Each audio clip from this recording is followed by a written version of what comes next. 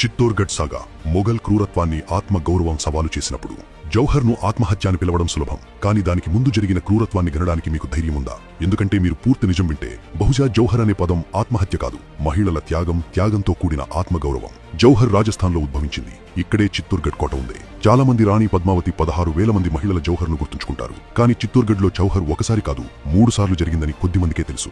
1303, 1535, 1668 మధ్య 264 సంవత్సరాల్లో ఈ కోట 3 విధ్వంసకర జౌహర్లను చూసింది. మొదటి జౌహర్ 1303లో రాణా రతన్ సింగ్ భార్య రాణి పద్మావతి 16,000 మంది మహిళలతో జిహాదీ అల్లావుద్దీన్ ఖిల్జీ దండయాత్ర సమయంలో చేసింది. రెండవ జౌహర్ 1535లో బహదూర్ షా గుజరాత్ దండయాత్ర సమయంలో రాణా సంగా భార్య రాణి కర్ణావతి 13,000 మంది మహిళలతో నిర్వహించింది.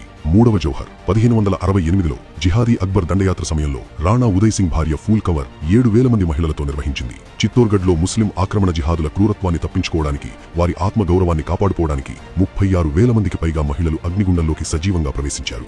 ఈ కథ చిత్తోర్కు మాత్రమే పరిమితం కాలేదు. అంతకుముందు భారతదేశంలో మొట్టమొదటి జౌహర్ 1294లో జైసల్మేర్లో జరిగింది. అక్కడ జిహాదీ అల్లావుద్దీన్ ఖిల్జీ నుండి తప్పించుకోవడానికి భీటీ వంశీకులైన 24,000 మంది మహిళలు జౌహర్ చేశారు. 1327లో మహమ్మద్ బిన్ తుగ్లక్ కాంపిల్లీ రాజ్యంపై దాడి చేసినప్పుడు దక్షిణ భారతదేశంలో కూడా జౌహర్ జరిగింది. జౌహర్ ముస్లిం ఆక్రమణ జిహాదుల క్రూరత్వం వల్ల సంభవించింది. యుద్ధంలో గెలిచిన తర్వాత జిహాదులు రాజ్యాలను, సంపదను దోచుకోవడమే కాకుండా హిందూ యోధుల మహిళలు, పిల్లలపై అమానుషమైన దారుణాలను చేసేవారు. మహిళలను బంధించి బలవంతంగా మతమార్పిడి చేసి వివాహం చేసి అంతఃపురాల్లో ఉంచేవారు. అదేవిధంగా 1299లో గుజరాత్ వాఘేవారాజు కర్ణ ఓటమి తర్వాత జిహాదీ అల్లావుద్దీన్ ఖిల్జీ రాణి కమలాదేవిని అపహరించి బలవంతంగా తన అంతఃపురానికి చేర్చాడు. ఆమె కుమార్తె దేవల్దేవిని బలవంతంగా ఇస్లాంలోకి మార్చి అతని కుమారుడు ఖిజిర్ ఖాన్తో వివాహం చేశాడు. ఖిజిర్ ఖాన్ మరణం తర్వాత దేవల్దేవిని బంధించి షాదీబ్ కుతుబుద్దీన్ ఒకరి తర్వాత ఒకరు అత్యాచారం చేశారు. ఈ జిహాదులు తరచుగా ఆత్మహత్య చేసుకున్న మహిళల శరీరాలపై కూడా దారుణాలను చేసేవారు. ఈ కారణంగానే ఈ ధైర్యవంతురాలైన మహిళలు జౌహర్ను ఎంచుకున్నారు. ఎందుకంటే వారికి అది కేవలం ఒక పదం కాదు,